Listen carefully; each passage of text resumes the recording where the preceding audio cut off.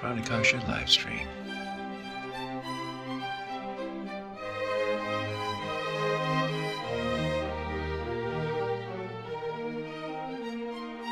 Hey folks, it's Matt at Pranakasha Productions, and today, believe it or not, we're talking to Randy Kirk.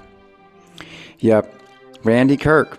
He's way out of my league, but he stooped low and decided to be on my show. But I do have one qualification, and that is we have a similar taste in shirts. Oh, all right. I can prove it. I'm not that I'm wearing them, but because I always wear my Pranakasha mat jacket. Oh, I but see. Hold on for a second.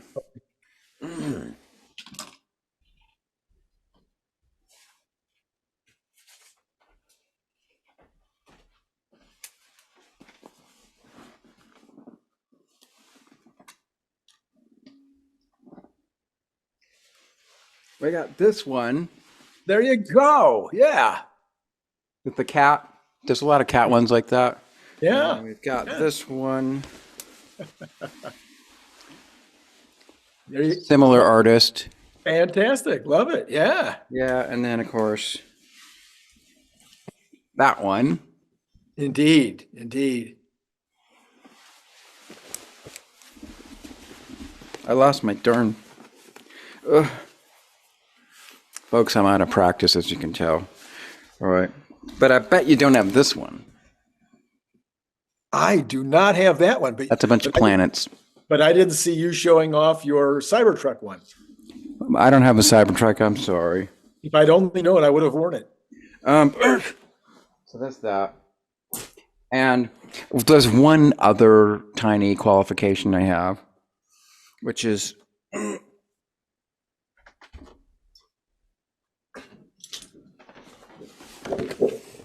ta-da.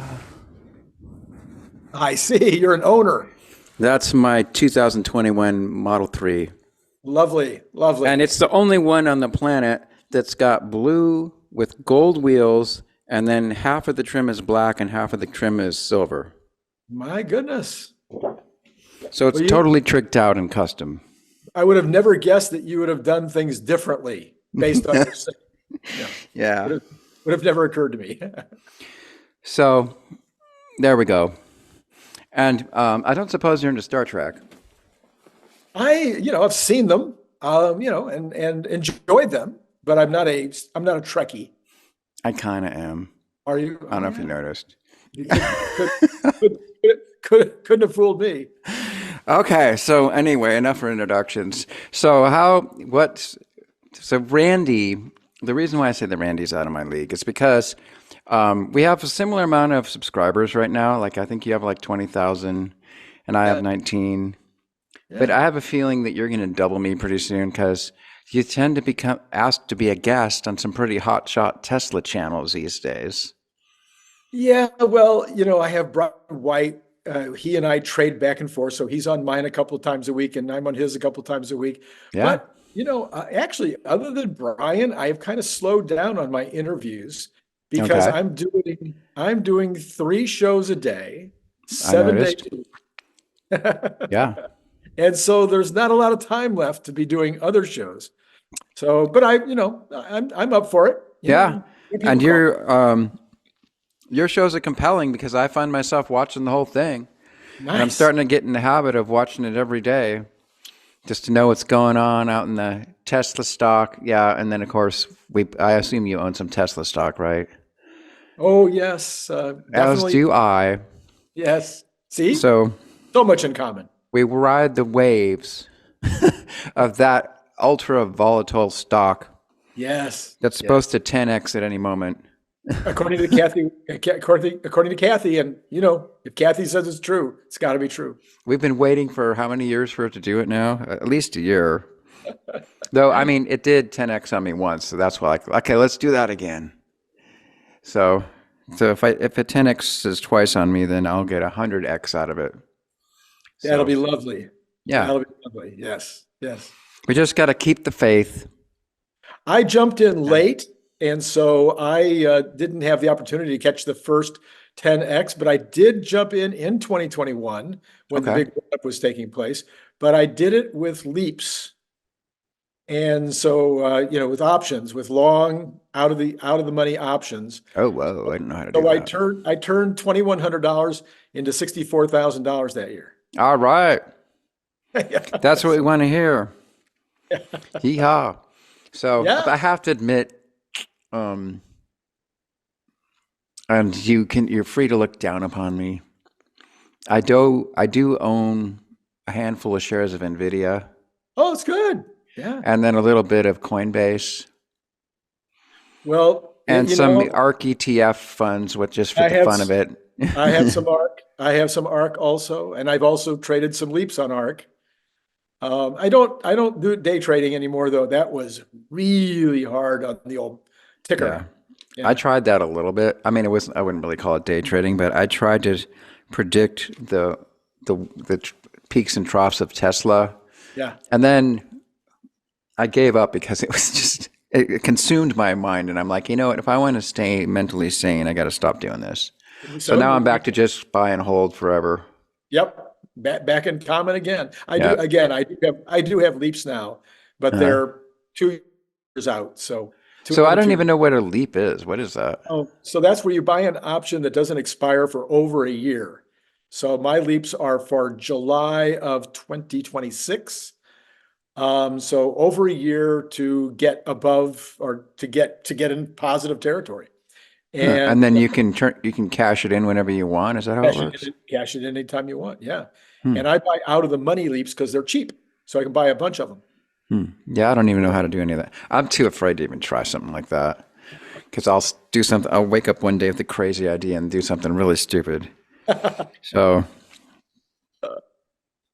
Yeah. Okay, so we just jumped right in, but let's back up. I'm going to give you a chance to do a little elevator spiel.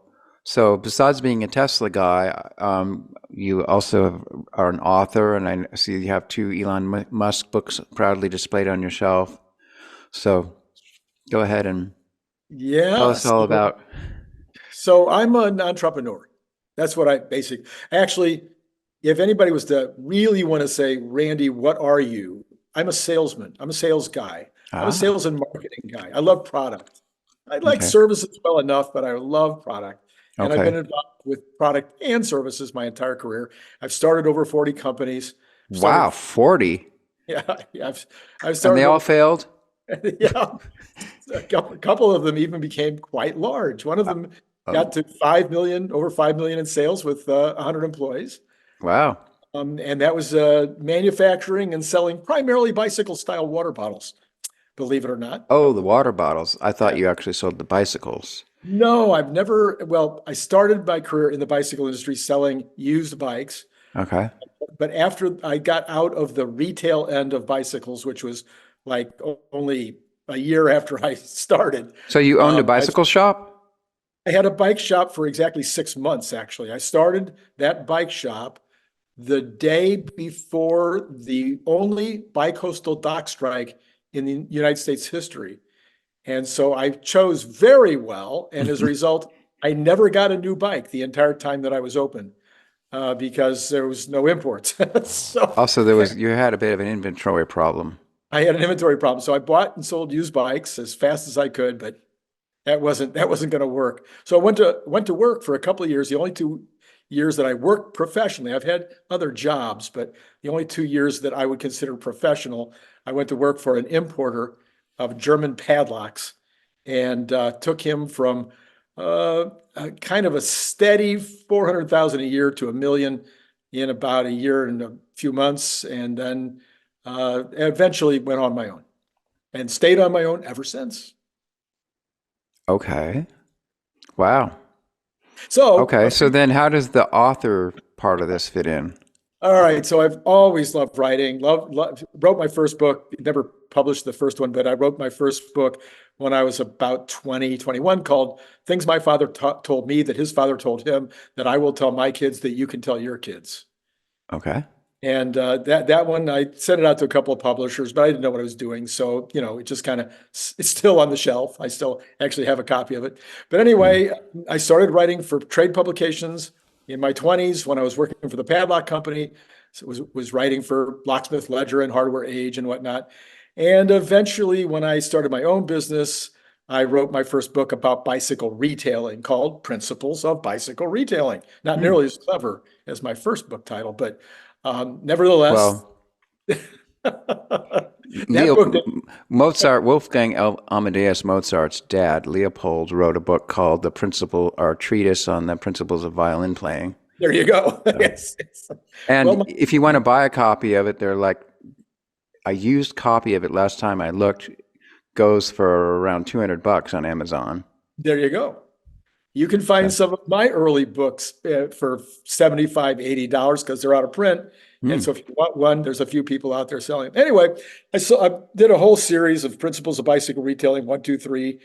Wrote some other books for the bicycle industry, and then wrote my master treatise of my career, the one that got front page coverage on Inc. magazine, which was called When Friday Isn't Payday. And Oh, that's a good title. that was published by Warner Books, Warner Business Books, and did very, very well. Translated into, I think, 3 languages. Great. And then I wrote some books for the Christian market. And Okay, wait a sec. whoop, whoop, Okay, whoop, whoop. first off, I want to know if you came up with that title. Oh man, When Friday isn't payday. how did you know there had to be a story there? So Yeah. my title for that book was, let me remember now. I can't remember. Oh no, it's gone out of my head. My title was not When Friday Isn't Payday. I was introduced or somehow found a New York agent, which It if you was the don't, principles of being an entrepreneur. it was no, it was really a terrible title. Oh, I know, under 10 employees, Okay. because the theme was every business, retail, wholesale, doesn't matter, churches, everything. They're all, if they're under 10 employees, then they all have much more in common than they do with companies that have more than 10 employees, Okay. even if they're in the same industry. Okay. So that was what the title of the book was. My New York agent sent it out to every publisher, and she was a top agent. She was actually the president of the New York Agents Association. And she sent it out to all these publishers and got 0. Okay. And so at a meeting of her New York agents group, she threw my book down on the coffee table and said, "This is really a good book, but the title sucks." And so they brainstormed and they came up with the title, sent Ah. the exact same book out to the same publishers, and we had 3 major national publishers fighting over it. Okay. Do they demanded the cut of the royalties now? No, that was so that book was published in '93. They did a second edition of it in I want to say 2005 or something like that. And then I self-published a third edition of it just a few years ago. Hmm. So yeah. And that one's done extremely well over the years.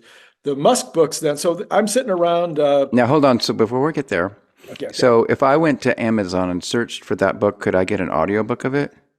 Yes, you can. You can get audio, you can get Kindle, you can get any. Yeah. Are you the one narrating it? No, I had a narrator. Okay. I was going to narrate it because I'm told I have a radio voice. And so therefore I thought, well, I should be able to self-narrate. And then I started reading up on it and found out yes, you need to have a good voice, but what you really need to do is know how to edit. And you need to know how to really be good at editing. And so I gave up on that idea. So I split the royalties with a speaker on all my books. Oh. Yeah. Who does the editing as well. Do you mean they don't do it word for word on the audiobook? No, they read it, but they have to edit their own, if they make Edit the sound bites. yes, this Stitch it all together, yeah. So they can take alternate make sure it's takes right. and stuff like that. Right, Okay, right. yeah. Yep. That's not that hard. I'm sure you could figure out how to do it. Yeah, no, it's not my skill set. I don't Okay. do micro. I don't do detail. I hate detail. Okay. So you're a concept guy. Typical entrepreneur, hate the detail. Yeah. Well, that's where Elon Musk has an edge on you then. Yes. He's both. Yeah, I know. He just said it today that he likes detail. And I suspect that he does for about 5 minutes. and I can do 5 minutes too. But Well, haven't you seen the thing? There's this one video of him walking around the SpaceX factory. It was yeah, like maybe 2 years ago. yeah, Just casually walking around with somebody following him. yeah, And he would stop at every station yeah, and tell you every single technical thing about it. It's like he yeah. knew it all the way down to like, the No, that's most concept. That's concept. infinitesimal. No, that's concept. I can do that too. I Oh, really? designed, I designed water bottles. I redesigned water bottles. I have no physics. I don't have any kind of design or chemistry or physics back. I mean, yeah, I took high Yeah, school but physics. I mean, I remember he went through and started talking about the rocket engine and talking all about the different types of engines in the full flow stage, whatever, and the Yeah, turbo pumps and all this stuff. And he was like, I think we can probably get another, 10 psi out of, the chamber pressure if we change this and that. No. And then, I mean, he would get way into it. that's not detail. That's concept. Really? Detail is where you sit over some stupid computer for 12 straight hours trying to figure out how to get A to fit into B. I'm not interested in doing that part. Oh, okay. Let somebody else do that work. I But I see. love to read and research and go deep, deep, deep, deep to find out everything I can possibly find out about a subject. Yeah. Okay. Yeah. Yeah. Okay. Um, so what's besides Tesla and Elon Musk and so on, do you have another book in the works right now? No, I've given up writing books. And become a Yeah, full-time YouTuber. full-time YouTuber. I mean, okay, my most successful book was When Friday Isn't Payday. Okay. And actually, the Elon Musk Method also did about 20,000 copies. Right there over your left shoulder. Yeah, they're over my left shoulder. It did about the same, about 22,000, something in that range. Oh, Was translated into 5 languages. So those two were successful. Now that's 20,000 total. yeah. So you get like about $1 per book or, Well, it doesn't, I'm not even talking about the money. I'm talking about the reach. I uh-huh. get 20,000 views a day. Oh, okay. Yeah. Sometimes I get Well, 20,000. that book, Sometimes every I get single 20,000 person on one video. well, every single person that watches your video sees the cover of your book. Yeah, that So too. that counts. Yes. Yeah. But I'm just saying, my point is that if you write a nonfiction book, you're generally writing it because you want to teach something. Okay. You want to take what you've learned and regurgitate it in some way that you think will be readable to a certain group of people. People have said over the years, Randy, why do you think that you should?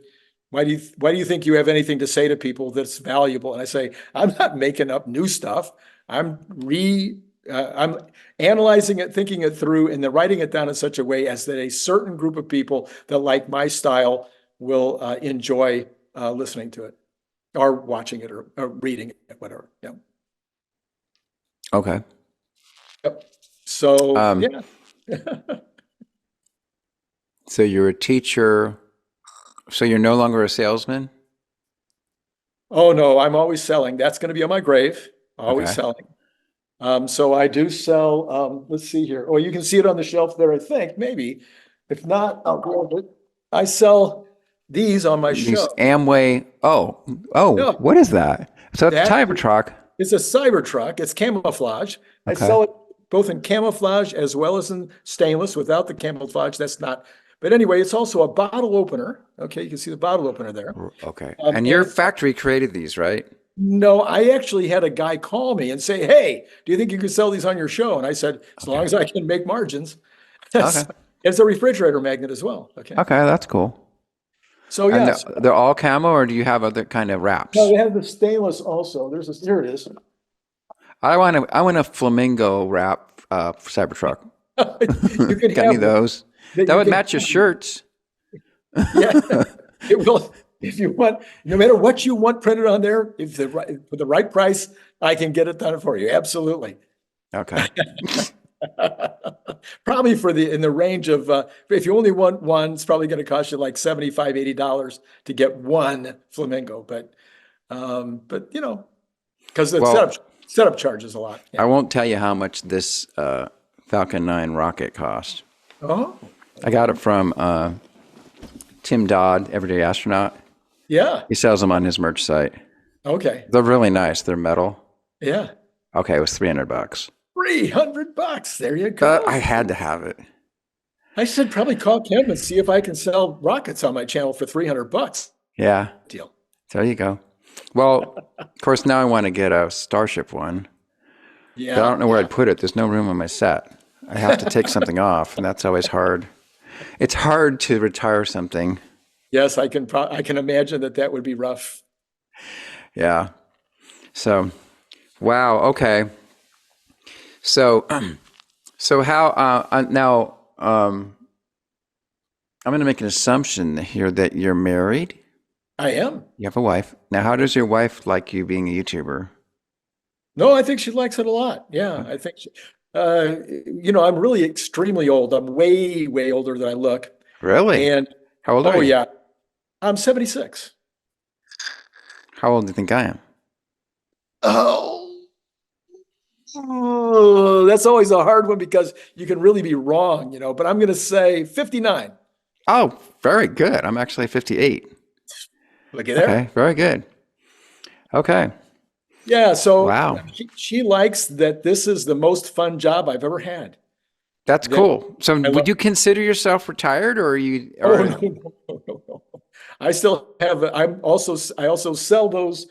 I still sell bicycle products on Amazon. I ship every other morning of the week. I get up and ship products for Amazon.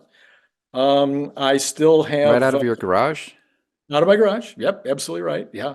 Okay. That's my most valuable business in terms of per hour. So I make a little over $100 an hour shipping the bicycle products out the door. Oh, wow. And I also have those Cybertrucks on Amazon as well. And I have some products. My sister invented a pool tool, not a swimming pool, a billiards tool. I sell those.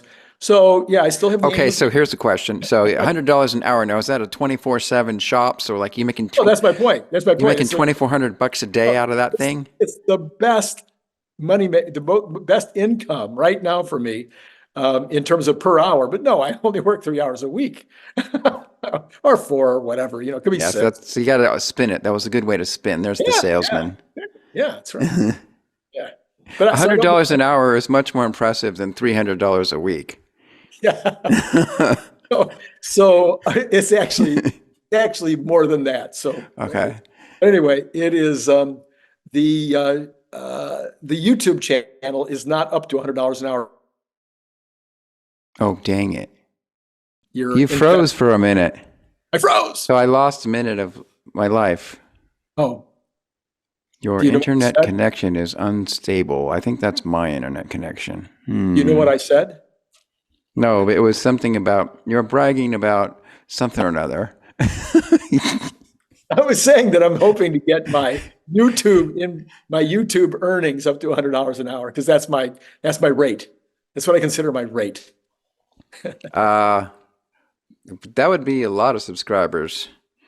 So No, it's based on mine. I'm more than halfway there. Really? You're making $50 an hour on 20,000 subscribers? Wow.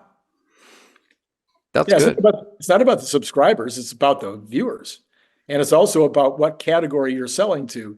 So my category is the finance, which is partially how it's qualified. That pays very, very well. See, I So don't get. To tell you the truth, I'm still not even breaking even. I still put more money into promoting my channel than I get out of it. But it's fun though.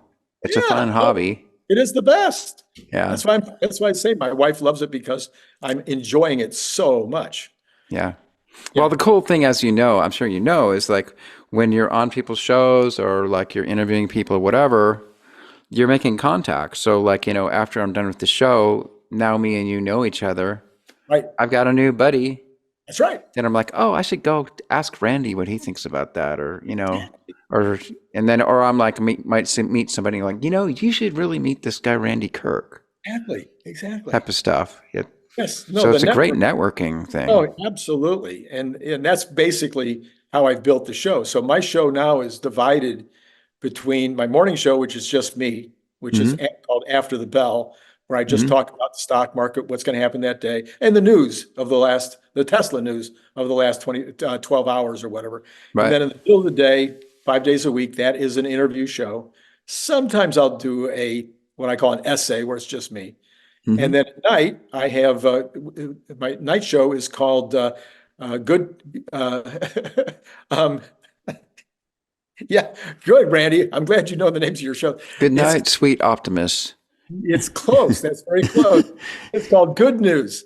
So Oh, Good News Monday, Good News Tuesday, Good News Wednesday, and each night of the week I have a guest on that show, or a co-host, actually, I call so them. so you have another show after we're done with this? No, I shoot that show around four-ish, Okay. California time, around 4 o'clock California time. Yeah, I'm on If- so it's actually 7 o'clock Seattle time here, or 7:30. yeah, You yeah. know. No, so that show's So been, I'm in the northern time zone. yes, the northern. Yeah. So I've made a lot of friends, and those enjoy having those people come on the show and help me produce it. And then I do shows all weekend too. Yeah. Wow. But then what if you want to go on vacation? Yeah, that's coming up. It's going to be scary this time because last year when we went on vacation, I was pretty much only doing 2 shows a day, and our vacation was our little grass shack in Kauai, and it was pretty easy to just keep the show going. Mhm. But Yeah, have this you ever heard of this thing called Starlink? Yeah, yeah. No, there's not going to be any problem that way. It's just a problem with time. So this time it's going to be a lot harder because we're going to be on the go the whole time, going all over the Northeast, and 2 days here, 3 days there, one day there, and so it's going to be a lot harder to figure out how to Northeast Kauai or Northeast USA? Northeast, Northeast United States and Okay. Southeast Canada. Yeah, Oh, fun. yeah. Niagara Falls and Oh, Maine, Acadia National Park in Maine. are you allowed to take your laptop with you? Yes, I think so. No, we're not going to Brazil. Okay, yeah. Oh, yes. Yes, yes. That's today's news. That's today's news. Yeah. So, okay, so that's quite interesting. Well, actually, I've been on Kauai too. So I Yeah. actually have a lot of Hawaii connections because my wife grew up on Oahu Oh my goodness, yeah. and I was born on Maui. Oh, come on. Yeah, we did our honeymoon there too. Oh, Mm-hmm. right. And you're Yeah. not Filipino or anything. No, I'm a Haole. Yeah. I've got most of my heritage is German, and Right. my parents both graduated from the University of Michigan, and we lived in Ann Arbor. But my dad did a 1 year project, I guess you would call it, on Maui back when I was born back in '66. Oh, okay. There was only one telescope on the top of Mount Haleakala at that time, but he was the engineer who wrote the software that controlled the guidance systems for the telescope. Nice. So Nice. that's why he was there. My parents are there, and that's when I was born. You, And you, should soon be, after that, we moved back to Michigan again. And you should be glad you didn't grow up there because if by the time you were in grade school, even especially junior high, you would have been discriminated against. I know I'm a Haole. Holly, you would have not been good. Yeah, I'm still a My, Haole. my mother, my mom and dad, and my sister and her kids lived there for about 13, 14 years. And my niece married a Filipino that in Maui, but she was very heavily discriminated. She's paler than I am, Yeah, and she did not do well in high school there. yeah, yeah. Human nature. Yep, that's right. So yeah, but I've been back to Michigan or to Hawaii several times. Then you probably know, like the snorkeling on Kauai is amazing. Well, the snorkeling, yeah, there's plenty of snorkeling. If you're into Yeah. snorkeling, it's a very good place. I mean, it blew me away because I did some snorkeling in Maui and it was good. But then when we were in Kauai, I can't remember what the beach was, but there was this one beach right by a restaurant where I literally just went out into the water, floating on top of the water, and looked down into 8 feet of water, and it was like looking into an aquarium. There were fish and coral everywhere. Yeah, yeah. There's a So bunch of places like that. Yeah. yeah, so I mean, didn't even have to try. Yep. Kona on the Big Island has a similar place like that. That's just like, you can, I had been nose to nose with a turtle. I mean, Yeah. uh, Yeah, that kind of stuff is so fun. Wow. Yeah. So so you're gonna go on a nice vacation and bring the laptop. Maybe you'll do a few road videos, right? You'll probably do one or I think I two. have, I think I almost feel compelled to do at least one a day. And I think that'll probably be doable. Yeah. Yeah. Are you taking your Tesla? No, we're going to fly to Philadelphia and then and then fly to Niagara and then train to Toronto and Montreal and then get a rental car there and go the rest of the way down to 9 days going through all the Northeast and then end up in New York City for 5 days. Fun. Yeah, Who's planning all this? Are you or your wife? we planned it together. Yeah. Yeah. Cool. And it's all figured out already? Or is there Oh still yeah, we've got all the hotels and all the train reservations and plane reservations and rental car reservations. It's all ready to go. on some giant spreadsheet or No, I'm an entrepreneur. It's all by the seat of my pants and in my head. But my well, wife, but my wife, on the other hand, she's writing down okay. page by page by page. Because I know I've done a few road trips, and I just can't. My road trips, I'm literally booking the hotel or motel in the morning that we're going to be staying at night. That's not a good idea anymore. That used to work 20, 30 years ago. You Well, kids, this was like 5 years ago it's when you could been use whatever it's called, kayak or what's the big one? yes, yes, there are all kinds of Expedia or those guys. Yeah. yeah. It's gotten harder. It's gotten harder to do that. Okay. Yes, I guess I'm just getting lucky. he must be. Or else I just, well, of course, maybe my standards aren't that high. So I'm just like any place that That has a could be. bathroom and a bed is fine with me, no matter how nice or how divey it is. Yeah, yeah. No, we don't. We definitely always have our plan. That's cool. Yeah. So, any kids or grandkids in the mix or? Yeah, there are, let's see now if I can get it right. Four, three, two, that's nine. So there's nine so far, one in the oven. These are grandchildren, Okay. spread among four children. Wow. Yeah. You And must be a really fun grandpa. I would imagine that there are times, it's true. The negative part is that I am, um, they don't live close. Oh, I mean, a couple of them live within an hour and a half, but an hour and a half in LA traffic is not fun. Hmm. And so I see that crowd about every 5 or 6 weeks. And then a couple in my son and his wife are up in Hollywood, and that's even almost worse. So I see them a little less. Okay. Going part of this trip, I will be going to Charlotte to see my son and their two young little ones. And Cool. so anyway, yeah, so I get around, but not as much. So I don't see them enough to be that great of a granddad. Yeah. Okay. Yeah, I have several friends in LA, and I've spent a fair amount of time there in the past year or so. My aunt, who's now in her 90s, used to live in Redondo Beach. Okay. She Yeah. had a really sweet condo right there on the boardwalk. And she Yeah. would walk, she would just, every day she'd go walk down the boardwalk and check it out. Yeah. No, it's So, great. Yeah, I lived in West LA for 49 years, I guess, not quite 50. Uh, wow. but then I married my college sweetheart and moved to Riverside. I don't really, where's Riverside? I don't know where that is. Riverside is halfway between LA and Palm Desert or Palm Springs. So it's east? Yeah, east of directly just straight as an arrow out the 10 or the 60 or the doesn't matter. Take whatever eastbound freeway you want to take, and it'll get Okay. you to the side. Yeah. And it doesn't bug you to be landlocked like that, or? No, it was again, it seemed at the time like, oh my gosh, I'm going to go from this perfect temperature that I've lived in for, 50 years to the desert, basically. But you do many things for love, that you wouldn't do naturally. Okay. And you went on to the next question too fast, and you missed one of my favorite jokes. You see, Oh, let's hear it. she was my college sweetheart, I said, and you're supposed to go, "Aw." Oh, Oh, there you go. And then I say, well, I didn't know her when I was in college. She's a university professor. Yeah.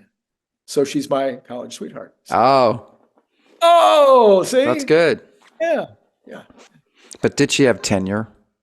Oh, yes, absolutely. Yes. Ooh, high society. Well, one good thing is you don't have to move to Arizona in your retirement. That's true. That's true. But we're not that far off in the temperatures. So we get multiple days a year over 100 and it can get to 115, 116 here. So it's hot. I do hope you have a Tesla roof. We have a Model Y and Okay. yeah, so it's lovely. Yes. And we have our Cybertruck on order. Okay. It's just a matter of time. Okay. Okay, now I'm thinking, wait a sec. I did just see a YouTuber who do you have a solar roof? I have a solar roof on one of my rentals. Okay, we're not the same The house guy. that I lived in West LA is now a rental, and I have a solar on that. Yeah.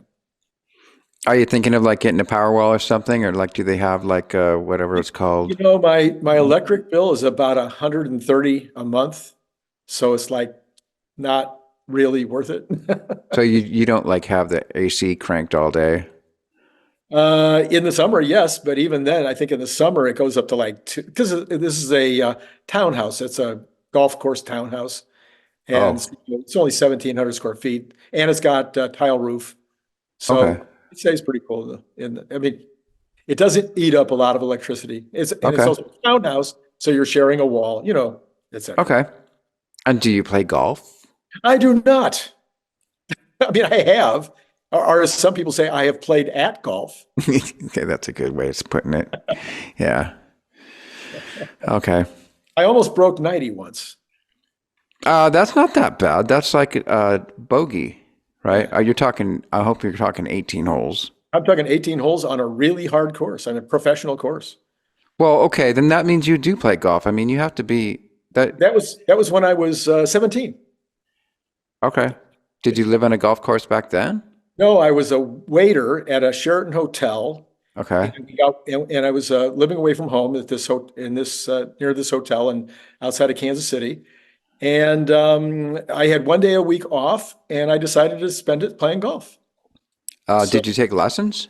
no, no, I had played a little bit before I went. So my buddy and I had played a little bit, enough to, we'd played a few rounds and we'd hit a lot of practice balls. And so Okay. I knew enough to be dangerous. And I was, in the hundreds for a few weeks. And then finally I got down to the 90s. And then one time, I hit a 91, but that was just the one time. That's respectable. Yeah. If I went out today with a friend of mine and played golf and I shot that, I'd be halfway happy with myself. I went out today and shot that out. Yeah. Yeah. Yeah. I lived on a golf course in high school Okay. and, but I never took lessons. So I Yeah. had all kinds of problems with my swing. I could hit the ball a very, very, very long way because Okay. I'm one of these little wiry guys, so I have the Mhm. ability to hit things a long, long way. But it was usually two fairways over. Yeah. So the azimuth was a bit off. Yes. Yeah, the azimuth. You had a good range and altitude, Yeah. but apparently you figured out the snap. It's all in how to get that snap to get the Yeah. range. Hmm. Yeah. Okay. Well, back to the shirts. So I was telling you that so how did you discover these shirts? Oh gosh. Well, I've been to Hawaii, I don't know, 36 times or I forget. I've Okay. lost. That's not, And I wouldn't call that a Hawaii shirt though. well, yeah. So I got into Hawaiian shirts, Okay. and for a while, and I started collecting when I went, and then in between, I got to the place where I had, I think, 40. And then You I can't tell, but this entire closet is full of internet shirts, and then there's another closet over there full of them. So, I had all these Hawaiian shirts, and then I kind of got out of the mood for a minute. Then when I was starting this channel, I thought I need a kind of like, you have your ID there in front of you. Yes. So I thought yeah. I need some kind of a brand, some kind of way to identify myself because all these Tesla nerds are wearing black t-shirts. And I thought, so I could wear a black t-shirt. I'd just be one more really Boring. Yeah. boring. So I thought, hey, let's go back to the Hawaiian shirts.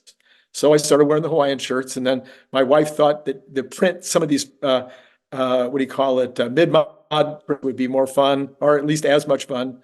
So she started buying me a few of those because our whole house is mid-mod, and so there you go. That's how I got into it, and that's So what do you call it? Mid-mod? mid-mod. Yes. Mid-mod. Yeah, you're a German. You should know about mid-mod. It kind of came out of Germany.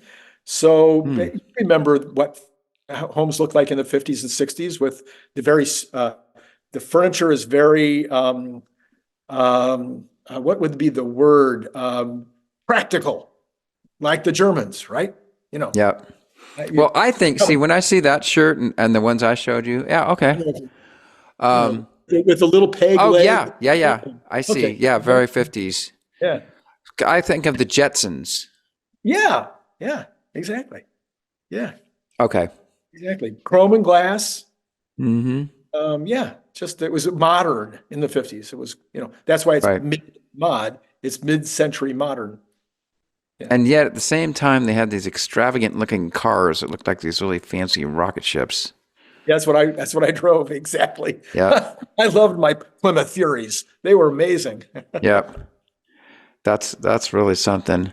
Have you been to Germany? I have been to Germany. Like I Okay. said, the padlock company that I started with was, it was ABUS, ABUS, Augustus Bremerker und Sons.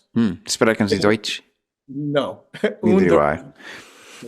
But Eins, I zwei. do have 1, 2, 3, 4, 5, 6, 7, 8, 9, 10. I do have this Yeah.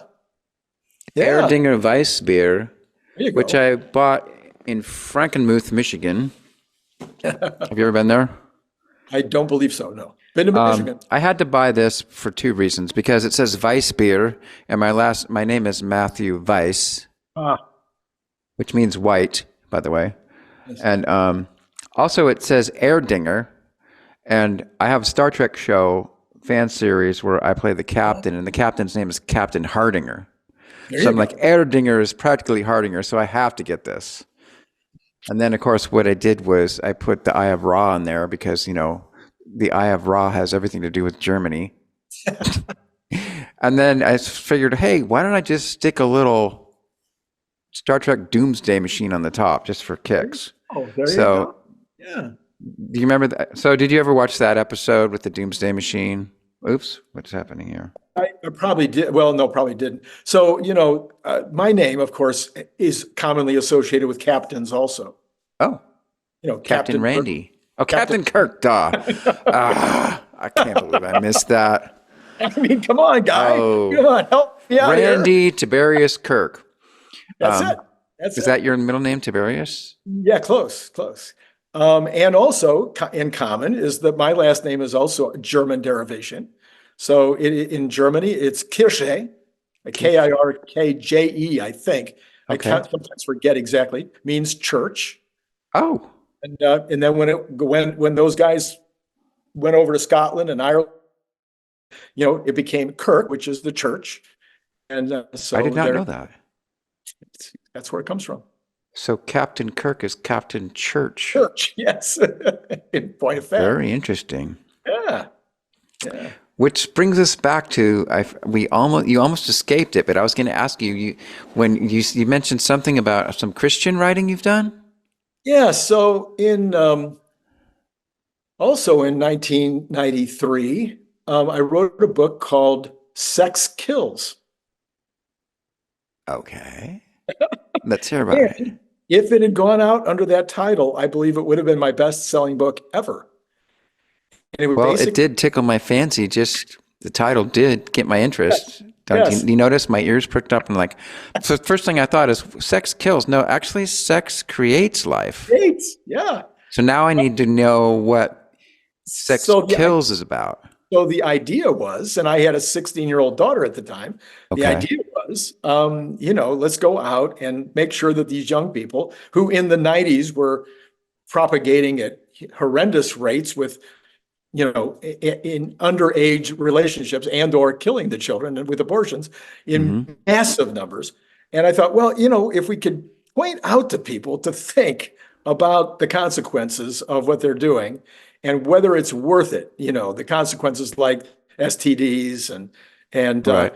pregnancies out of wedlock and all the heartbreak that goes with that, and getting married and not and I'm sorry, having children out that you can't support because you don't have a husband, all the negatives. And so compound those negatives so that young ladies in particular could make a wise decision. Okay.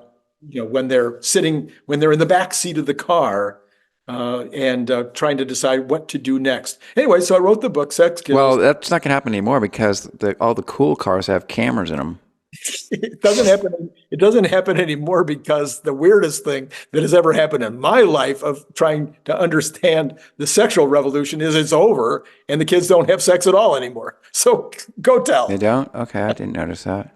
Yeah. So that's the truth now? Kids are not into it? Yeah, well, in Japan, where it kind of started, and now it's in South Korea too, it's down to where 50% of the kids said they have never had sex. I mean, talk about mid-20s, 30s, have never had sex and don't ever expect to have sex with an opposite sex person. Really? Yeah. Wow, that's news to me. Yeah, it's massive, massive. And of course, So where did that come from? Probably from frustration with relationships and replacing that frustration with relationships online, relationships, gaming, the females being like, where do I even find somebody? Okay. Women saying, I don't need anybody. I don't need a man.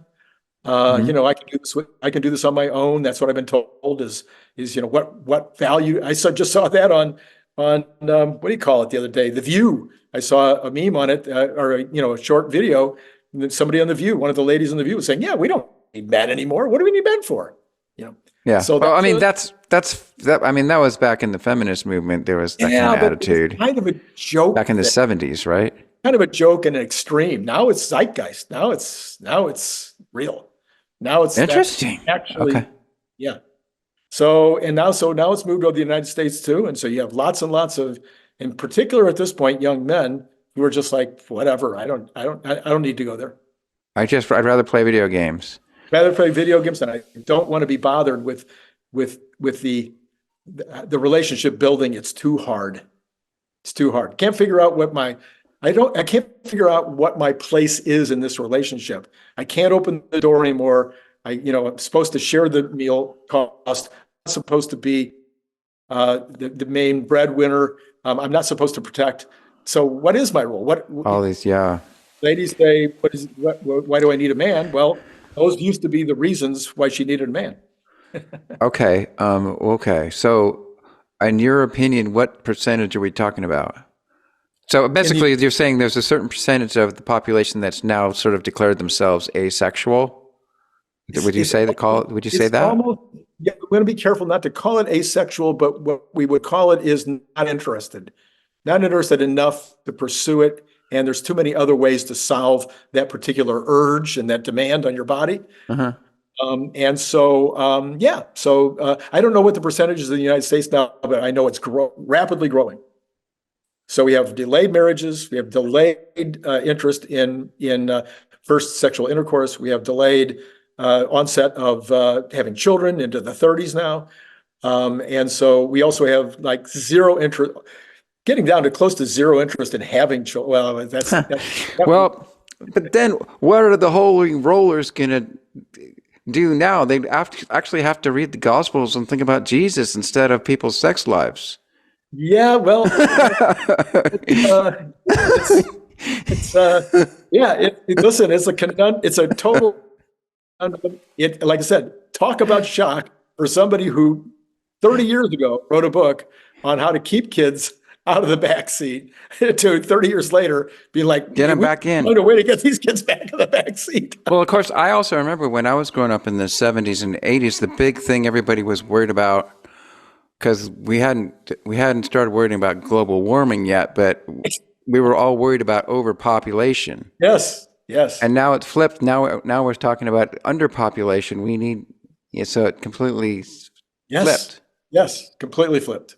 Completely flipped. Yeah. In fact, again, the other thing is, one child. We're now under one child per childbearing age woman in places like Japan, South Korea, Russia. You're less than one. Oh, in Russia too. Wow. Okay, I know that. Yeah. What about the U.S.? So the U.S. I think is still sitting a little bit above one. No, I'm sorry. I think I'm going to forget. A little bit above 2, you mean? No, not above 2, under 2, 1.7. I think. Oh, really? So, but our only population is still increasing, isn't it? It is because of immigration. If it wasn't for immigration, we'd be shrinking. Really? Yeah. Yeah. Well, I understand. I for a while I was trying to figure out why it was such a big deal, and of course, what it is. The problem is that when everybody starts retiring, there's not enough people on the wage earnings end of the pyramid, upside down pyramid, to support our Social Security benefits or whatever. Well, plus when people get old, they stop consuming. They don't consume the way that young people consume, and there's not as much need for goods. They don't travel, so they're not using those kind of services. They're no longer using wedding services. They're probably not using CPA services, et cetera, et cetera. I'm in that age group, so I can see around me that, people my age are watching television and going down to the sewing circle or whatever it is that they do. It's not what I do, but spending very little money, quite frankly. And so the economy just kind of completely goes away. And caves in itself. Yeah, and then in Japan, you're already seeing ghost cities developing because if you don't have as many people, you don't need to build any homes. And in fact, now you need fewer homes. So in Japan over the last 30 years, the cost of homes in Japan over the last 30 years has halved. It's less? 50%. Well, we don't have that problem here. No, not this minute. At least not in Seattle. I mean, I live out in the suburbs. I mean, I tell everyone I live in Seattle because they'd know what that is, but I actually live in another city called Linwood, which is 30 minutes drive north of Seattle. Okay. But even so, even out here, our house is worth at least twice as much as it was when we bought it, almost 3 times as much when we bought it 15 years ago. So the housing market here is still going up. Oh, yeah. Yeah. No, it's still going up, and I don't anticipate it going down because what we have is all this immigration. So if you can keep growing your population, but at some point, I think even the United States could get into a place where they would not be the beacon for all this immigration, because some of these other countries, under the Elon Musk method, under the things that Elon is doing and others like him in AI and whatnot, this is going to be these kind of things that we're going to be doing in tech and in medicine. These are things that are going to lift all boats. So as you may have heard from some of these authors, Pinker and others have been talking about for the last 10 years, we're in the wealthiest time ever in history worldwide. Almost nobody goes to bed hungry. Almost nobody has, a shelter issue. There's still some water issues, but the beast is solving the water issues as fast as he can. I get these. I've seen billboards that say like 1 in 5 kids in America goes to bed hungry or something like that. Is that true? Ridiculous. So it's not true. Nobody in America can go to bed hungry unless the parents are on drugs and not feeding them. There are so many programs by the government. Let's assume that you're not making any money. Okay. The government provides a whole bunch of different programs. And then if the government doesn't provide you enough programs, there's thousands and thousands of charitable organizations providing church groups and stuff like church that. groups and non-church, and in America you cannot. You have to work hard to go to sleep hungry. Okay. Um, Interesting. Yeah. Okay. So, well, what do you see? What's your solution to what we're in? Do you think so? I mean, one thing that we've heard is, okay, so like if the Tesla bot happens and like humanoid robots really take off, they're going to start taking over our jobs. But then people say, well, but on the other hand, they are more productive. So what will happen is the economy will actually boom and there'll be more productivity. And so human beings will actually benefit. It won't be like we're put out of jobs. Well, okay, yeah. So you probably thought about this. So way back when the Industrial Revolution started, yes, all the farmers thought that they were going to go out of business. And it didn't happen, right? That we figured out new jobs to do. We have a lot more recent examples that people will remember from most of their lifetimes. Okay. The number one job in America in the 50s and 60s was secretary. Okay. The number one job. There was no other position, not manufacturing, not retail clerks, not tellers. The number one job was secretaries. And in 1994 was the end of actually before 94 was when email hit. I guess that was 94, 95. Anyway, as soon as email hit, it was the end of secretaries. That was it. No more typing memos on typewriters. No more typewriters. No more bosses needing somebody to send out a letter. No more letters. So completely eliminated the number one job in America overnight. I mean, in a very, very short period of time. And since then we've eliminated, jillions of teller positions. We've eliminated jillions of retail clerk positions, between Amazon and self-checkout and self-service. So we keep eliminating these massive categories of positions, and yet we have record unemployment. And we've also been importing people at huge numbers. So you mean record low unemployment? Record, did I say high? Anyway, you said record, but record low unemployment. In other words, there's jobs to be had that aren't being filled. Yeah. And basically every time you get more wealth than people. So, okay, my example is always this one. When I was in my 30s, I was doing a lot of going on cruise ships. And the cruise ships were very small and they were very formal, and everybody on the cruise ship was rich. Okay. Have you been on a cruise ship recently? Well, it's funny you should ask because I happen to be wearing. There you go. So the cruise ships now. I don't know if you can see that, but that said Star Trek The Cruise, Roman numeral 7, VII. And I was just on a cruise, a gigantic cruise ship. Yes. For a week in the Caribbean with a Star Trek theme less than a month ago. Yeah, and the ship was the size of a small planet. Yeah, it was a city, but it was one of these huge cruise ships, like 14 decks. It was like 2,000 people, 2,000 guests, and I have no idea how many crew, but probably about a 1,500, 1,500, something like that. Yeah, so it was gigantic, and there was like 5 restaurants and 4 or 5 bars, at least. A couple of theaters, and all kinds of stuff. Didn't have a bowling alley though. It had a casino. It was a floating city, basically. And were all the people on that cruise rich? No. Mm-mm. So what we have now is, in just that period of time, from the 60s and 70s to now, from the 70s to now, you've had a situation where the travelers of the world, when I was traveling a lot in those days, were all from California, Vancouver, and Germany. Those are the only people in the world that traveled. And now you go on any trip and you've got a polyglot of people from all over the world who now have enough wealth to travel, or the cost of wealth has dropped enough for them to travel. So that's the kind of thing you'll see in everything. Whatever kind of thing that you consider a luxury now will become something that everybody can have if they want it. Well, I remember back in the day when it was really special to have cable TV.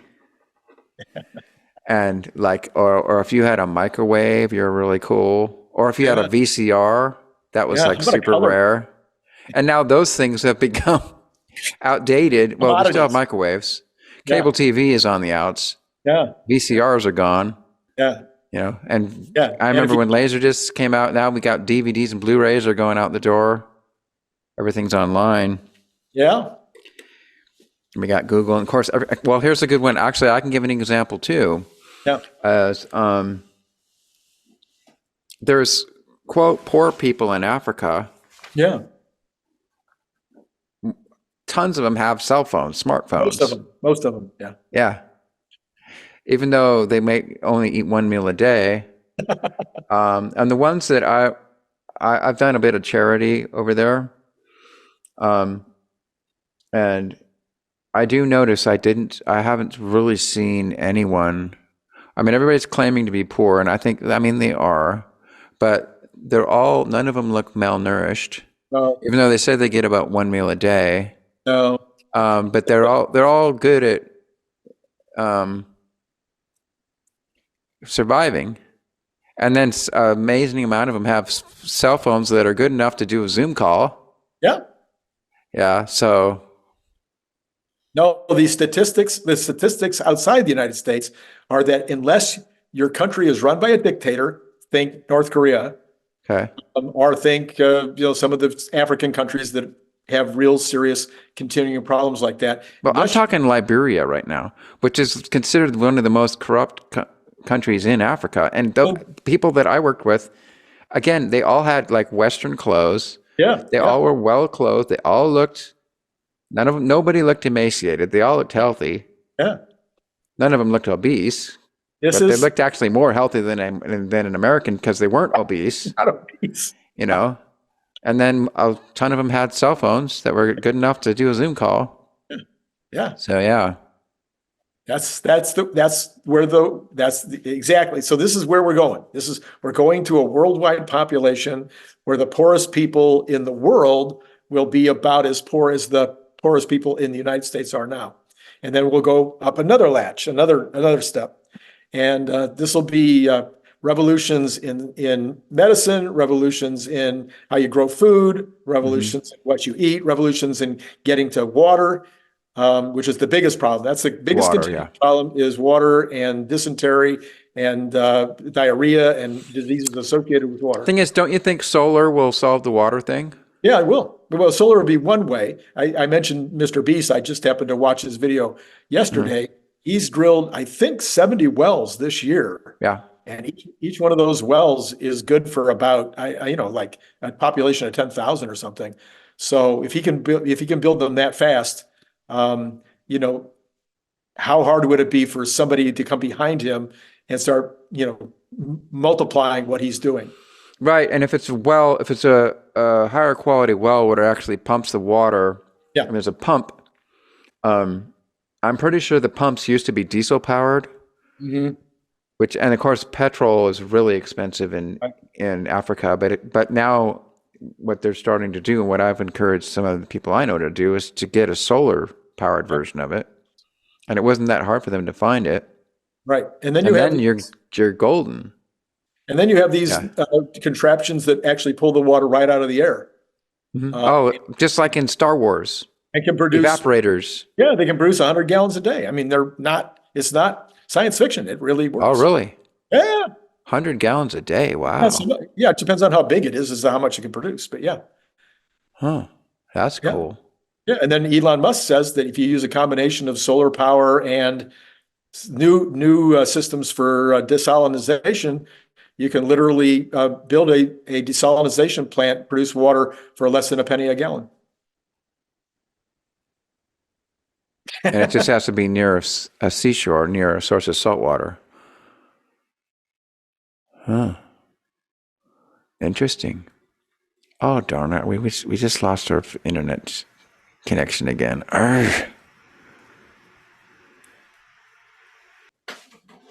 I am back. Sorry. My internet did a major burp. There you go. Well, it happens, these long shows, it's hard. What's that? These long shows, Well, usually I don't have this problem, but I'm going to have to edit some of that because people aren't going to want to sit there and wait for 2 minutes for me to get you back. Well, yeah. Yeah. Sorry. So that's okay. So, all right. So you've thought deeply about some of these things, obviously.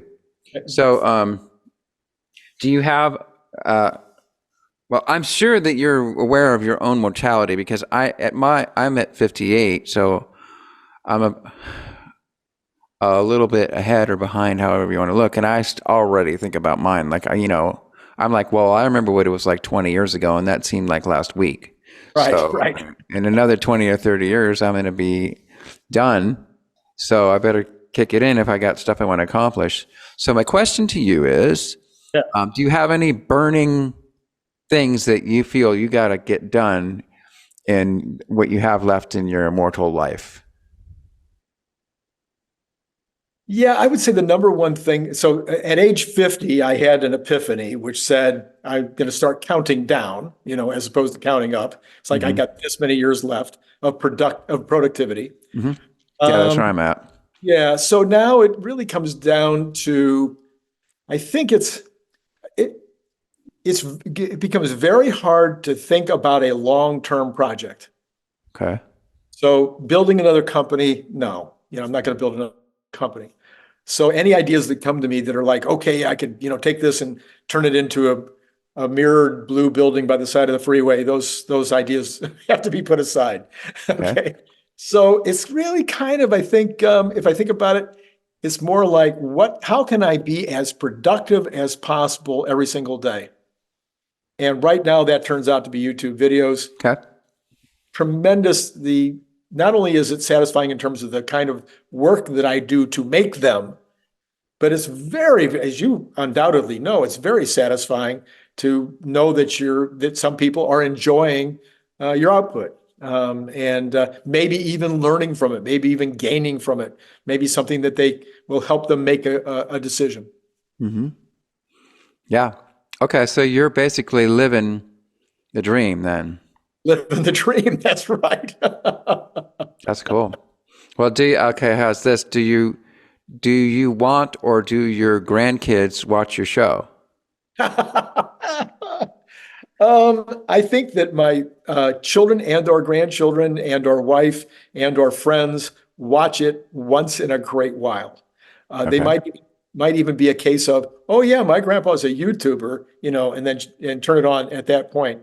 So I know those kinds of things have happened from time to time, but I don't think any of them have such a deep interest in the subject, whether it's the stock side of it, because the thing that I think makes my channel unique is that we do Elon Musk, Tesla, to a certain extent, Elon Musk's other companies, but kind of secondary, we're tertiary.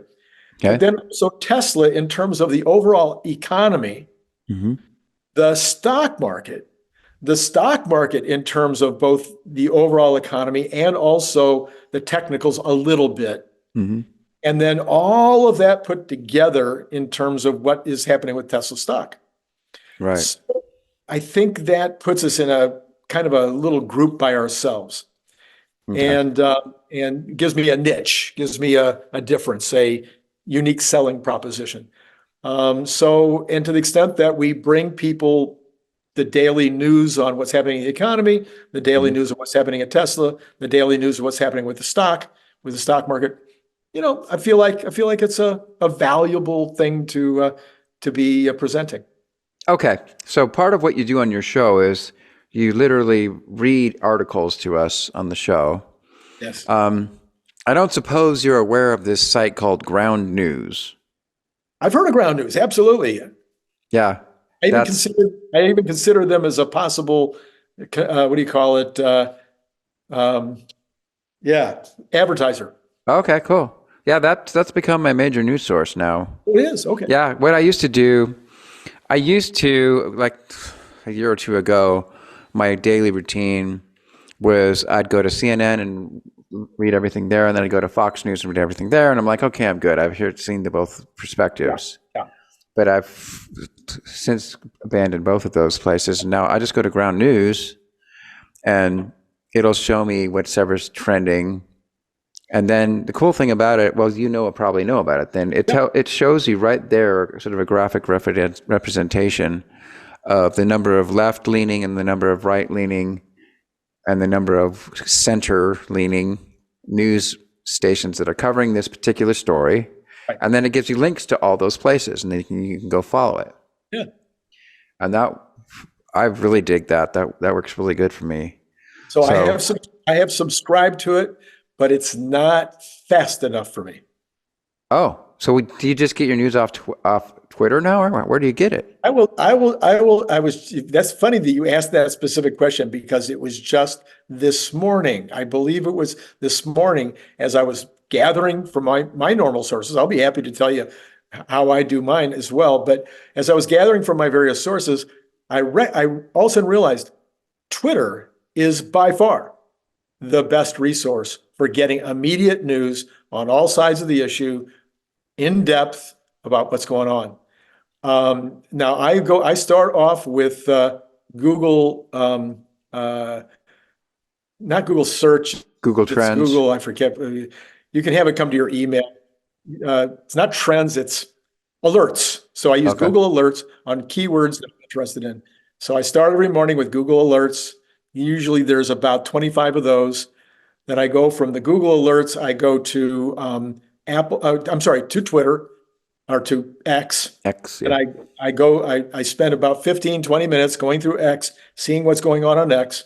And then from there, I go to Apple News, because Apple News actually organizes your news based on your preferences. What have you been looking up in the past?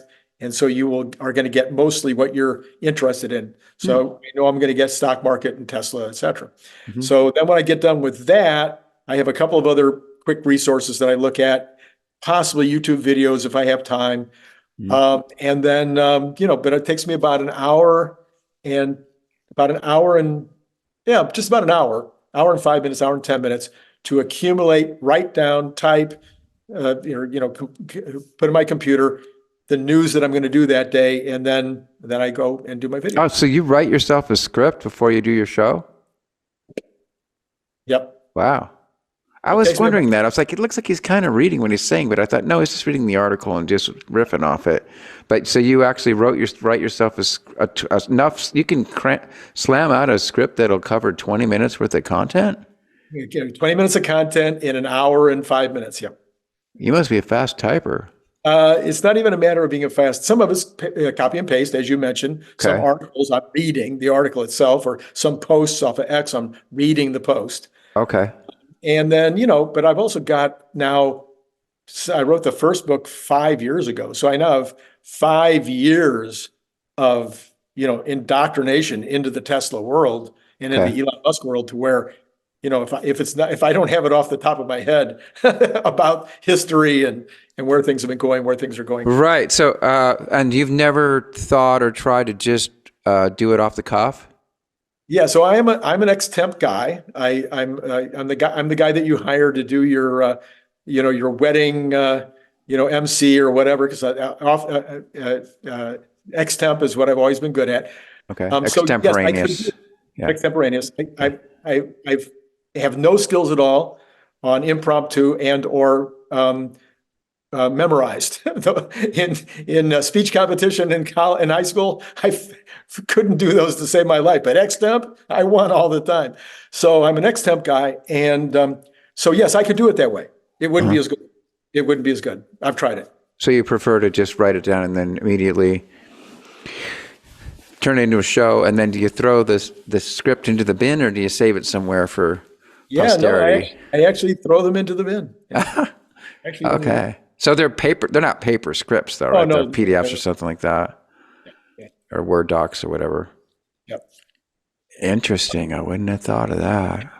Wow. Well, it evolved. When I first did it, I was going to try to do it ex-temp, just put down a few notes. Like an outline or something. Yeah, pretty soon I was seeing, I'm forgetting this, or I can't remember somebody's name or some date or some amount, and so over time I started making it, I filled it out more and more and more. And finally I thought, first of all, my writing is exactly like my speaking. So, Okay. So you've completely defeated and laid waste to any kind of writer's block. exactly. Okay. I've never had writer's block. Never. Okay. Not even a chance. No. Don't understand the concept. Okay. I mean, again, this is not fiction. This is not where I'm having to think of a theme or story. Yes, A plot and world building and characters and all that kind of stuff. I'm trying to find a theme for that show, but I'm finding the theme on that show while I'm doing the accumulation of the data of the materials that I'll be using in that show. So then by the time I've written it, usually I pretty much have an idea for the thumbnail and the title. And if I don't, then I've got 10 minutes while it's uploading to figure it out. Figure it out. Yeah. You got it worked out. Okay, here's another question for you. Sure. First, this question is going to start with a confession, and that when I was in college, and this was like in the late 80s, early 90s, the way I made money, besides teaching violin to a handful of students, is I drove for Domino's. I was a pizza delivery driver for Domino's, and also this company called Godfather's, which no longer exists, I believe, and also a little bit of Little Caesars. Anyways, and I actually really enjoyed it because I liked being in my own car, and whenever it got busy, I was in my own car listening to my own music, so I dug it, and it was a fun job. So to this day, I still have dreams about being a Domino's driver. So do you have dreams about being a YouTuber? No, not really. I have, interestingly though, some of my nightmares have to do with college campuses and not being able to find my class on the first day of school. So I have a similar dream like that. It happens all the time. Big universities. So. Yeah. Okay. So the YouTube hasn't made it into your subconscious that deeply yet, then. Yeah. No. I do consider it to be the most fun job I've ever had. Okay. I've probably built it in the amount of income that it's producing is probably the fastest I've ever built the income on any business I've ever done. That's great. So if I can get it up to $100 an hour next year, that would definitely be the That's fastest. Amazing. So, okay, let's talk about that for a sec. So did you sit there and pore over the YouTube metrics and everything and try to really outsmart the algorithm to achieve this level of success? I went way beyond that. I did what I do with everything. I researched it to death. Okay. So I watched hundreds of YouTube videos, mostly from Think Media. He's probably the top guy out there. And so I watched hundreds of YouTube videos. Then I got a couple of apps like vidIQ and some other apps. Okay, I know what that is. Yep. And then I actually took a course. Okay. I think Media. I can't remember for sure, but I spent, I think, 10 grand. Jeez. Now, by the way, just to let you know a little bit more background, is I had done about 4,000 YouTube videos for my clients because the last 15 years I've been a marketing consultant. Okay. We had about 400 clients over the last 15 years, everything from bike shops to lawyers to doctors to chimney sweep to, just pick it, you name it. But all these different clients, and almost all of them, I did YouTube videos for them. So I have a lot of background in SEO. I have a lot of background in thumbnails.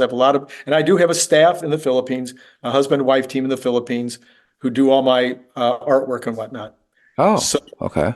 So I hit the ground running with a knowledge about how to do it, but my actually decision to do it was an absolute fluke and an absolute just one of those things that happens sometimes in business. I had done 100 videos the year before on the subject that I'm most in love with outside of Elon Musk, and that is how to start a small business. Okay. I haven't done a business on a video on how to start a violin teaching business or a music business, studio. But I have done a video on how to start a small business as a music teacher. And I have helped multiple music teachers get to $100,000 a year in earnings. So I was not one of them. You were, I had to stop doing that and become an IT guy before I made halfway decent income. Yes. Well, my daughter, I think right now makes about $75 an hour, I think. Yeah, about $75 an hour.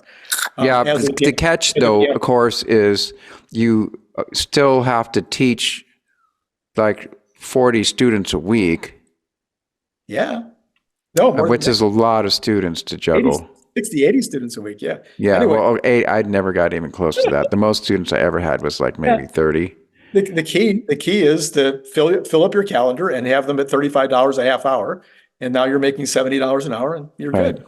And then you make additional money by selling them music and selling them their next instrument and selling that, and then. Well, you're talking about owning a violin shop. No, you don't have to do that. How do you sell their instruments? Today, Amazon has made it easy. You can become an affiliate on Amazon. You don't have to do anything. You just say, okay, please use my code when you go in to buy your music and your next instrument. Now I'll make whatever it is, 10, 15% when you make that purchase. There's ways to do it without using Amazon, which that would take me way longer to explain. Okay, so I could see buying student instruments on Amazon, but Yeah. I mean, not a. Once the kid gets old enough to play a full-size instrument, when you're talking $5,000 to $15,000 to $20,000 instrument, I mean, you have to try it out in the shop. I bought I bought a $1,700 used flute on eBay. Yeah. Oh, you play the flute? Yeah. Oh, cool. Play a bunch of instruments. Yeah. What else do you play? Not very well. Okay. Well, we're supposed to be wrapping up, and now we just started a new subject. So, how many instruments do you play not very well?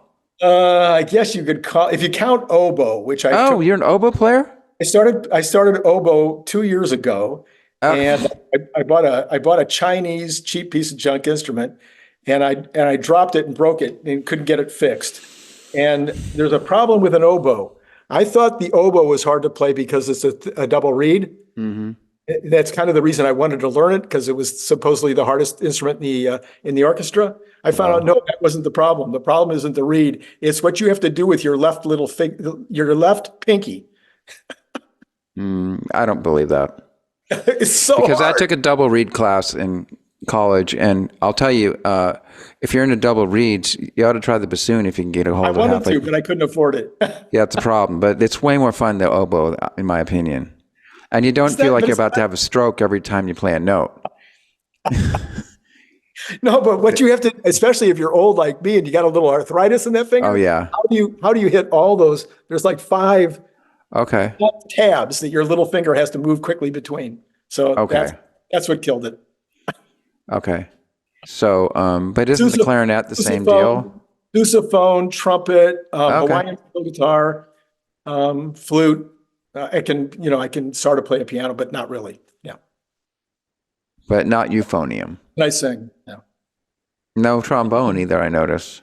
No trombone. My mom was the trombonist. Yeah. I did play harmonica. Not harmonica. What do you call it? Melodica. Because I was a big Steve Allen fan. So. Okay. I'm mostly a strings guy, so I play violin, viola, and cello, and a little bit of piano, and a little guitar. If you might, there's a guitar back there buried in all this other stuff somewhere. There, yeah. I guess it's obscured by the mic now. Anyway, so this is a great story. Let me finish it. Okay. I've done these 100 videos on how to start everything, how to start a music store, music business, how to start a bike shop. 100 of these videos. And they're getting 12 views and 17 views. I'm a guy that knows how to do the SEO and do the thumbnail, and they're going nowhere. Yeah. And I'm like, what in the world? So I gave it up. So then about a year later, I just finished the Elon Musk mission. The method had been out for a couple of years. I'd finished the Elon Musk mission, and I was like, well, I should probably put a video up to help sell the book. So I did a video, and I put it up, and it got like 175 views. I thought, what? So 10 times as much. So I put up another one, and it got like 200 views. Then I put up another one.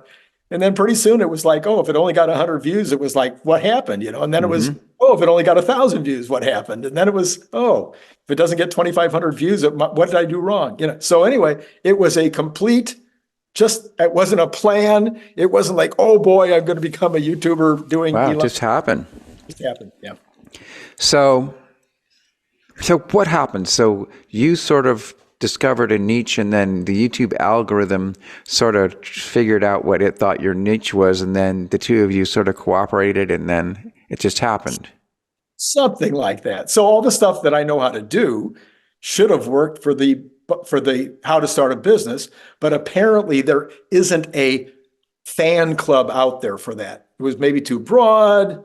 Maybe it was maybe people that want to start a music, start teaching violin lessons are not going to YouTube to find out how to do that. Or if they are, there's only 12. So for whatever reasons, it didn't find an audience. But Elon Musk, he's got 160 million followers on X. So there is a massive fan club out there. So right. Yeah. Very interesting. Okay. Well, we can either launch into a long discussion about music, or we can wrap it up. I think we should probably wrap it up. So is there any pressing topic that you'd like to throw in there that you haven't talked about on anybody else's channel or on your own channel? Oh, no. If it's anything to do with the Elon Musk world, I guess I've talked it to death on my own channel. But the number one thing I'm interested in right now, and you've brought it up a couple of times, is definitely Optimus. Optimus, the humanoid robot, is going to change the world in ways that we cannot imagine. And it could end up being a disruptor of human labor. Unlike the secretary example or the farmer example, it could create a time of a little displacement that could be a little tough to get through. Maybe not, but it could. Yeah. Do you think they're going to sell it, or are they going to just lease it? Oh, yeah. I was pretty early on. I didn't think of it myself, but somebody said it pretty early on in the whole, as this thing was ramping up, and I immediately said, "Oh, it'd be stupid to sell it." Yeah, got to lease it. Yeah. Absolutely. Yeah. So, okay. Before we wrap, the robo-taxi. Yes. So I want one of those. The moment the robo-taxi gets on the Tesla website, I'm putting down a deposit for 5 of them if I can. So do you think that's going to happen, or do you think they're going to lease those too? Well, or even do you think they'll even let a Joe Blow small-time operator do stuff like that? Anybody that owns a Tesla, he's said all along since the very beginning, anybody that owns a Tesla will immediately have a much more valuable asset as soon as robotaxis become a thing. Because but the thing is, I can't have my Model 3 be a robotaxi, because it like a real robotaxi's got to be able to open and close the doors by itself and have extra. So you think I can just send out my Model 3 and my client base will be savvy enough to know what to do with it? They'll have an app, and the car will come, and they'll get in the car, and they'll go to their destination, and they'll get out. Well, okay. See, I started to think this through, and I'm like, okay, how much maintenance, like how much of my time am I going to have to spend chasing down my robotaxis if they get stuck somewhere, or if somebody does a prank and somehow it needs some human intervention and I have to go out and chase it down and reboot it or whatever. Any of those things are possible, and they're probably going to happen. But I did Uber a couple of my cars, not Uber, I'm sorry, Turo, a couple of my cars.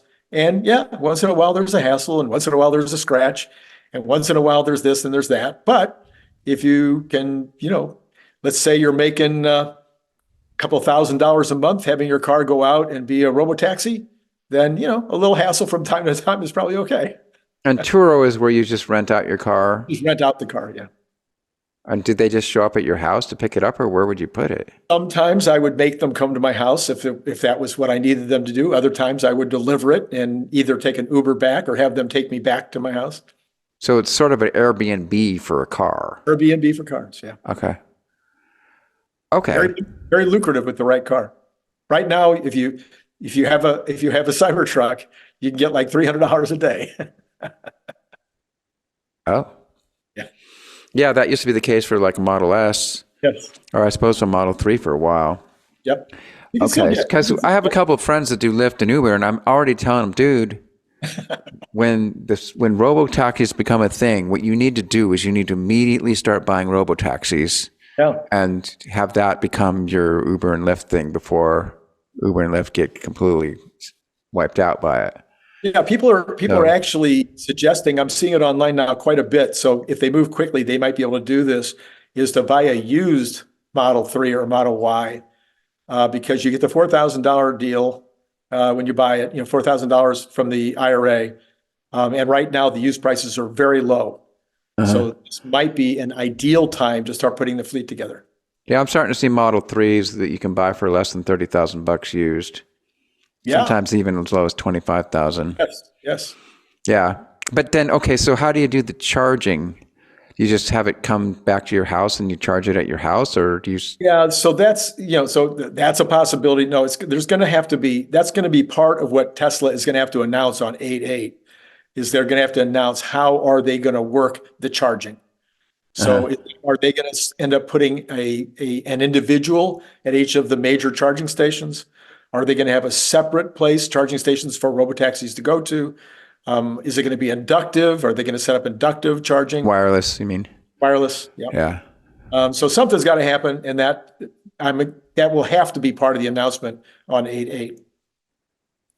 Yeah, so I'm thinking this, like what I could do, like if suppose I want 5, but maybe they limit it to you can only buy 1 or 2. Oh no! Then if I had 1 or 2, I would just have it returned to my house. Yeah. And then I would just get another exterior charger off my current charger and just charge it in my driveway. Yeah. And then, see, I'm already thinking through how is this really going to work? Because I did the math and I was like, well, if the thing makes $100 a day, which seems like it'd be easy for it to do that, that's $3,000 a month. That's right. Yeah. So, and maybe you have to pay $300 to $500 if you have to lease it, then you're still making tons. And then Tesla takes a cut. So maybe you'd still make between $1,000 to $2,000 a month profit off one robotaxi. Right. Which if you wanted to buy a rental property, you could get $2,000 a month off a $500,000 house, or you can get $2,000 a month off a $25,000 robotaxi. So which makes more sense? Yeah. And the house has got a mortgage that's more than that. So yeah. So, I mean, depending, I guess it all really depends on how Tesla wants to. The other possibility too is I'm assuming they're making deals in the back rooms right now with Lyft and Uber, where you'll have Lyft and Uber will have their own fleets or have some deal with Tesla. One suspects, yes. Yeah, I hope he does make it possible for the small guy to have his own little fleet of like 1 to 5 cars. That's not a question. That's always been the case from day one. I'm talking about the robotaxis, not like a bunch of Model 3s. I'm talking about the actual robotaxi. Oh, the ones that don't have a steering wheel and stuff. Yeah, the really fancy Jetsons robotaxi. Oh, yeah. Who knows? Don't know on that. He's never said on that. Yeah. Whether those will be for sale. Or lease. They'll probably be leased. Yeah. Well, no, I wish it was August already, so we could hear about it. Yeah. Okay. Well, let's wrap it up. Is there any other things like we can put links to your channels in the description, and then you have I noticed you have a website that's all about small business. No, I think I've trashed it because I don't do that anymore. I have 3 clients. Well, that's where left. I found your email. Oh, interesting. So it's maybe slightly still there. I have 3 clients left, and they're all getting older and older and older. And so I don't know how much longer I'll be doing consulting, but still have a small consulting practice. Yeah. Okay. Do you generally freely share your email? Like, do you want to put that in the description? It's everywhere. No, don't put it in the description. Okay. If they want to get in touch with me, they can search for it. And so which is what I did. I just Googled you and I found it pretty quick. Or DM me on X, because my DM is not private. It's not? Yep. Am I not following you? I don't know. Okay. Once we get off the show, I'll try and DM you. Then we'll see how long it takes you to respond. I respond fast. Okay. Well, we need to go. We need to do a little back and forth anyways as I edit it, and send you. So anything else? We're going to put some links in the description, and then your very final parting shot. I'm Oh, yeah. always selling. So buy a Cybertruck. Buy the Cybertruck bottle opener. You won't regret it. And then No, you did you say won't. you at least know a little bit about Star Trek, so you can do the Vulcan salute, right? Yeah, sure. There we go. There we go. Live long and prosper, my friend. Absolutely appreciate it. And I'll look forward to watching tomorrow's show. All right, cool. So I can learn all about Tesla stock and the stock market and world economy and all that kind of cool stuff. Excellent. Excellent. Yeah. Nice, Cool. nice to meet you. You too. Take care. I know.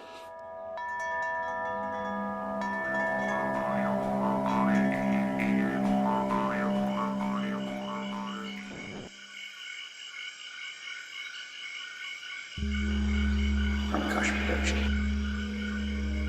Fantastic creations emerging spontaneously from the space of life. For the benefit of all beings everywhere. We gotta